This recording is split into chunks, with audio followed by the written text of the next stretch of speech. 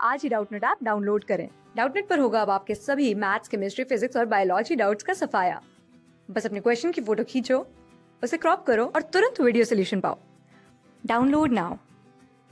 इस वीडियो में हमारे पास दो क्वेश्चन है। पहला क्वेश्चन है कि एक स्प्रिंग है जिसका स्प्रिंग कांस्टेंट हमें दिया हुआ है 2 × 10⁻³ न्यूटन पर मीटर है। इसकी नेचुरल लेंथ हमें दी हुई है 50 सेंटीमीटर है। इससे एक 12 kg के मास को सस्पेंड कर दिया है। तो सबसे पहले हमें बताना है कि जो लेंथ स्ट्रेच हो जाएगी स्प्रिंग की वो कितनी होगी। तो जब ये लेंथ स्ट्रेच हो जाएगी, यानी कुछ लेट से हम ये मानते हैं कि एक्स लेंथ स्ट्रेच हो गया है, तो इस 12 kg के ब्लॉक के ऊपर जो डाउनवर्ड फोर्स होगा और जो अपवर्ड फोर्स होगा वो इक्वल होंगे। ये फोर्स इसका बैलेंस रहेगा। तो डाउनवर्ड फोर्स क्या है 120 न्यूटन, क्योंकि 12 इंटू जी की वैल्यू हम 10 मीटर पर सेकंड स्क्वायर लेंगे तो 120 न्यूटन हो गया। इज इक्वल्स टू के इंटू एक्स। के की वैल्यू है 2 × 10⁻³ इंटू एक्स। एक्स क्या है? एक्स इलोंगेशन है। तो यहाँ से हमारे पास एक्स की वैल्यू आ जाएगी 2 से 120 कैंसिल हो गया, 60 बचता है। तो हमारे पास 6/100 आता है एक्स की वैल्यू मीटर में, यानी 0 पॉइंट नहीं, यानी 6 सेंटीमीटर हम बोल सकते हैं कि जो एक्स है उसकी वैल्यू है 6 सेंटीमीटर। तो स्ट्रेच लेंथ टोटल लेंथ क्या होगी? L will be, total length हो जाएगी, नेचुरल लेंथ 50 है और स्ट्रेच लेंथ 6, तो 50 + 6 यानी 56 सेंटीमीटर। फिर हमसे बोला अगर बॉडी को 59 सेंटीमीटर और नीचे पुल कर लेते हैं तो इसकी फ्रीक्वेंसी क्या होगी ऑसिलेशंस की। तो हमें पता है कि अगर इस बॉडी को नीचे पुल कर लेते हैं तो एक स्प्रिंग मास सिस्टम के अंदर फ्रीक्वेंसी क्या होती है? फ्रीक्वेंसी होती है टाइम पीरियड। हम बोल सकते हैं टाइम पीरियड होता है 2π√m/k। तो यहाँ पे हमारे पास टाइम पीरियड आ जाएगा। तो जो फ्रीक्वेंसी होगी, फ्रीक्वेंसी क्या होगी? फ्रीक्वेंसी होगी 1/2π इंटू √k/m। तो यहाँ से वैल्यू पुट करते हैं 1/2π इंटू √k की वैल्यू क्या होगी? 2 × 10⁻³ और मास है 12। यहाँ से हमारे पास टाइम पीरियड कितना आता है, हमारे पास फ्रीक्वेंसी क्या आती है? फाइनली फ्रीक्वेंसी आती है हमारे पास 2.05 हर्ट्ज।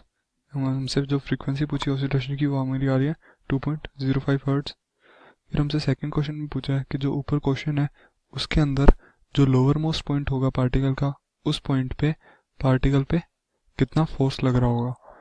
तो लेट से लोअर मोस्ट पॉइंट हमें गिवन है कि 59 सेंटीमीटर तक पुल किया गया है। तो जो टोटल डेल्टा एक्स होगी, हमें पता है जो नेचुरल लेंथ है वो कितनी है। जो स्प्रिंग है उसकी नेचुरल लेंथ है 50 सेंटीमीटर। तो ये लेंथ लेट से 50 सेंटीमीटर और पार्टिकल को डेल्टा एक्स 9 सेंटीमीटर और पुल कर लिया है। तो जो फोर्स होगा पार्टिकल के ऊपर वो अपवर्ड डायरेक्शन में kx होगा और डाउनवर्ड डायरेक्शन में mg। तो नेट फोर्स क्या होगा? एफ नेट की वैल्यू होगी k into 9 centimetre minus mg, ये नेट फोर्स होगा। तो इसकी वैल्यू होगी k की वैल्यू है 2 × 10⁻³ इंटू 9 सेंटीमीटर यानी 9/100 माइनस mg की वैल्यू होगी 120 न्यूटन। तो यहाँ से वैल्यू आएगी हमारे पास 180 माइनस 120 यानी 60 न्यूटन। तो लोअर मोस्ट पॉइंट पे पार्टिकल के ऊपर जो ऑब्जेक्ट है उसके ऊपर 60 न्यूटन का फोर्स लगेगा। फिर हमें बताना है कि इलास्टिक रिस्टोरिंग फोर्स मास के ऊपर अपर मोस्ट पॉइंट पे क्या लगेगा। तो पहले तो हमें अपर मोस्ट पॉइंट निकालना पड़ेगा। लेट से ये L डिस्टेंस और ऊपर जाता है तो total distance lower most point से 9 + L डिस्टेंस कवर करेगा। तो जो हम ये बोल सकते हैं, अगर हम वर्क एनर्जी थ्योरम लिखें तो ग्रेविटी का वर्क हुआ है यहाँ पे और स्प्रिंग का वर्क हुआ है। तो ग्रेविटी ने नेगेटिव वर्क किया है, विच मीन्स स्प्रिंग का वर्क पॉजिटिव होगा, क्योंकि जो इनिशियल वेलोसिटी है वो भी 0 है और जो फाइनल वेलोसिटी है वो भी 0 है, क्योंकि इनिशियली लोअर मोस्ट पॉइंट है और फाइनली अपर मोस्ट पॉइंट है।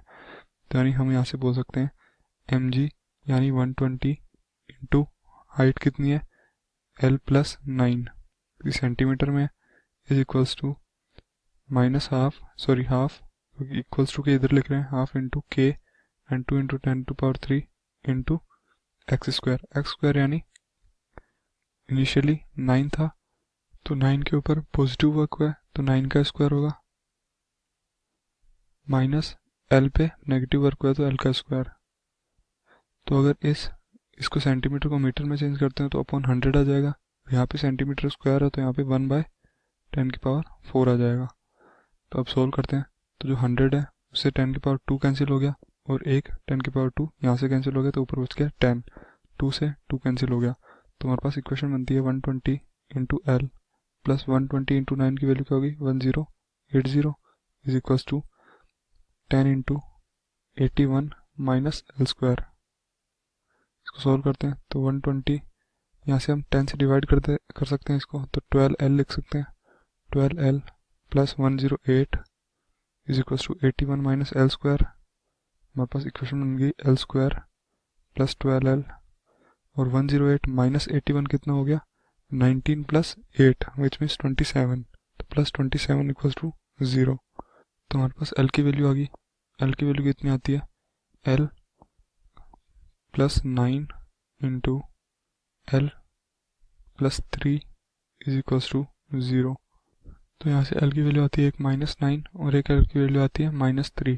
तो जो -9 है वो तो यही पोजीशन है, जो हमारा आंसर है वो -3, विच मीन्स जब ये स्प्रिंग 53 सेंटीमीटर स्ट्रेच्ड है यानी नेचुरल लेंथ से 3 सेंटीमीटर इलोंगेटेड है, उस मोमेंट पे ये मोमेंट हमारा अपर मोस्ट पॉइंट का मोमेंट है। तो इसके ऊपर फोर्स निकाल लेते हैं। एक mg की वजह से लग रहा है डाउनवर्ड डायरेक्शन में और एक kx की वजह से लग रहा है अपवर्ड डायरेक्शन में। तो हमसे जो बी क्वेश्चन है उसके अंदर इलास्टिक फोर्स पूछा है, हमसे सिर्फ kx की वैल्यू पूछी है। तो kx की वैल्यू क्या होगी, elastic force F elastic will be k यानी 2 इंटू 10⁻³ इंटू 3 सेंटीमीटर 3/100। तो इस मोमेंट पे फोर्स होगा 60 न्यूटन।